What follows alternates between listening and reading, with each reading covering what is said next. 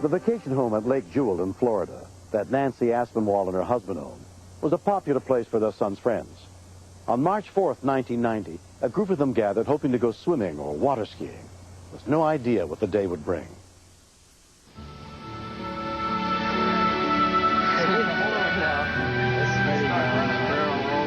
All of us were out on the dock, but Benji was the last one. He had been messing around with his car. 18-year-old Benji Keel was staying with his friend Jason Aspinwall at the house. During breakfast, everybody was talking about going skiing, and since it was early in the year, we knew the water would be cold. So we were going to sit down and wait for it to warm up some. No, we're going to go eventually. Gene Harkey was staying nearby at his uncle's house that weekend. We're just about to set up the boat with the boom and everything. At that point, Benji said that he wanted to see how cold the water was and took a leap off the dock. It's probably pretty cold.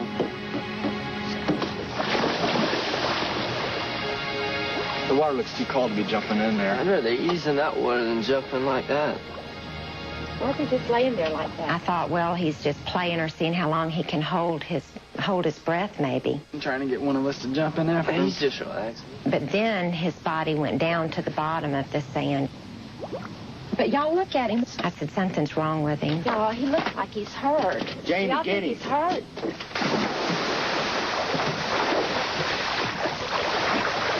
So I thought perhaps he just had a cramp because the water was cold. I can't feel my body. My thing was just get him out of the water. Get him out of the water.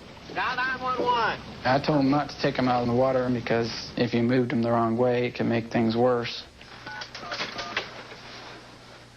911, what is your emergency? At 11:25 a.m., a call for help came in to the Putnam County Sheriff's Department. Rescue 4, Station 17, respond to an injury from a diving accident on Lake Jewel. Rescue 4, Station 17, respond to a diving accident.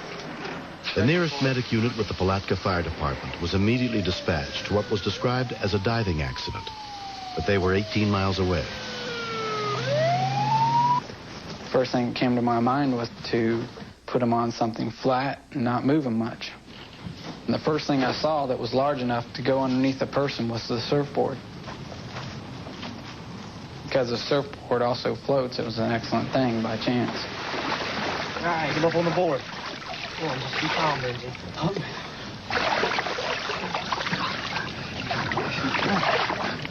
We were like getting him to say stupid things like, what's your favorite song, you know? Let's get him to the spot. And told him to say his ABCs, and he didn't want to do that either. But that was okay. It really wasn't the point.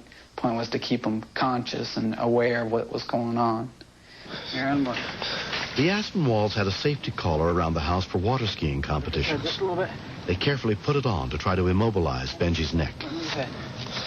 At one point, his arm fell off the surfboard, and he didn't have any idea that it was off, and we picked his arm and put it back up on the surfboard, and that was the point that I realized that we really had a serious situation.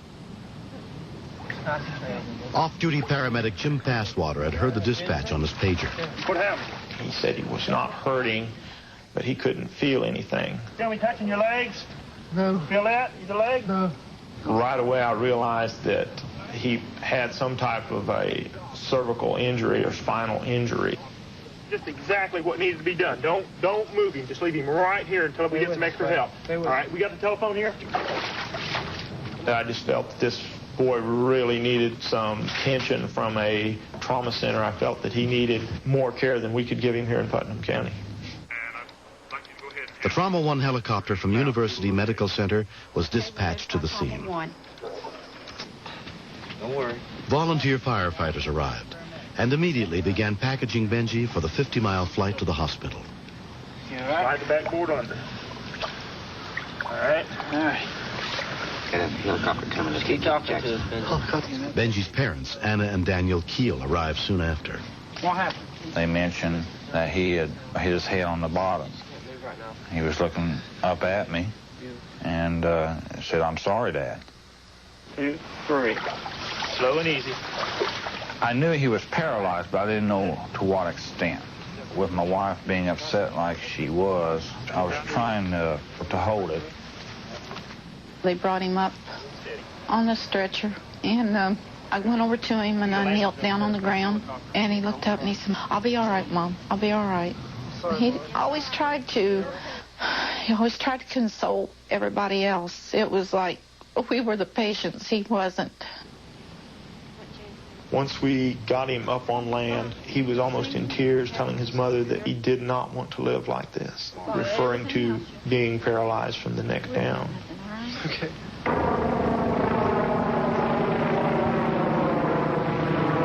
You hurting anywhere, Benji? It's a burning sensation in my shoulder. In your shoulders where? He started having a little sensation, which I felt was a good sign. Good sign, John. But we knew he had a neurological deficit. Yeah. Dove into approximately 4 foot of water. Paramedic Mike Kern and his partner arrived on the scene. Okay, we got a helicopter. I remember being 18 myself and all the things that I wanted to do in my life. And here's an 18-year-old faced with the possibility that he's going to spend the rest of his life in a bed as a quadriplegic.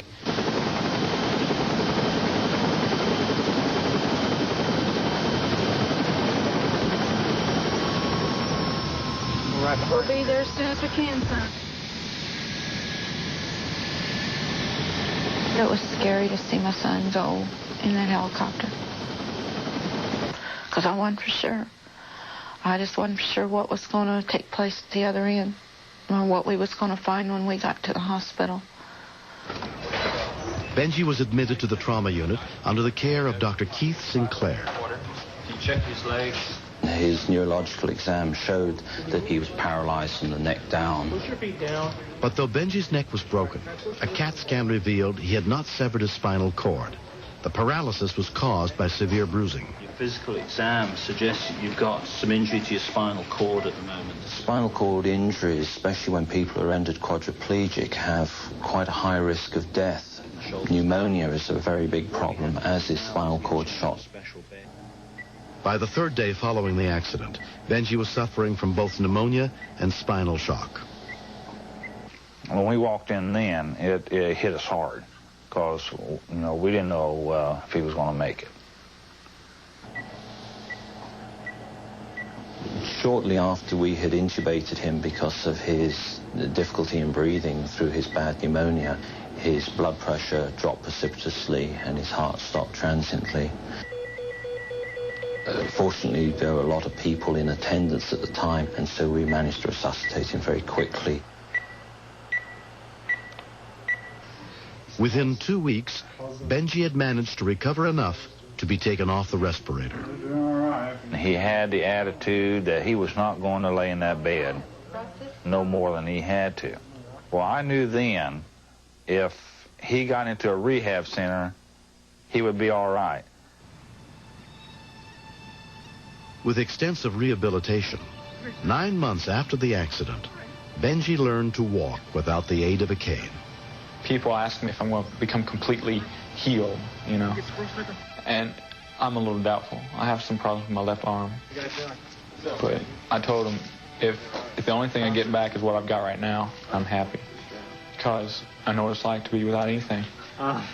You got a leak. He was very lucky in the fact that the boys that were with him, if they hadn't done what they had done, by all means placing that surfboard underneath him and floating him to shore, keeping his neck and spine in line, they're the reasons Benji's walking today. Ready?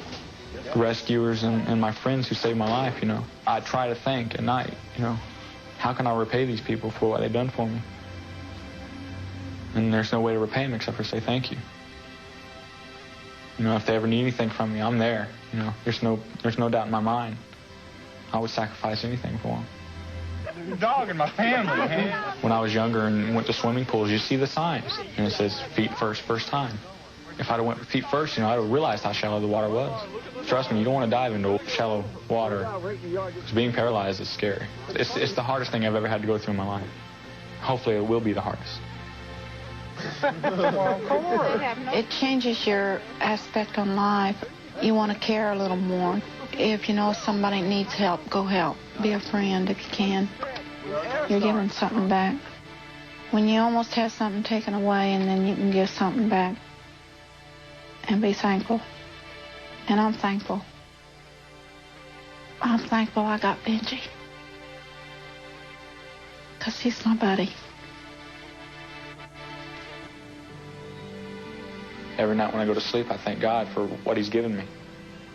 It won't be the same, and it'll never be the same, and I'll never expect it to be the same. But I'm happy with life now.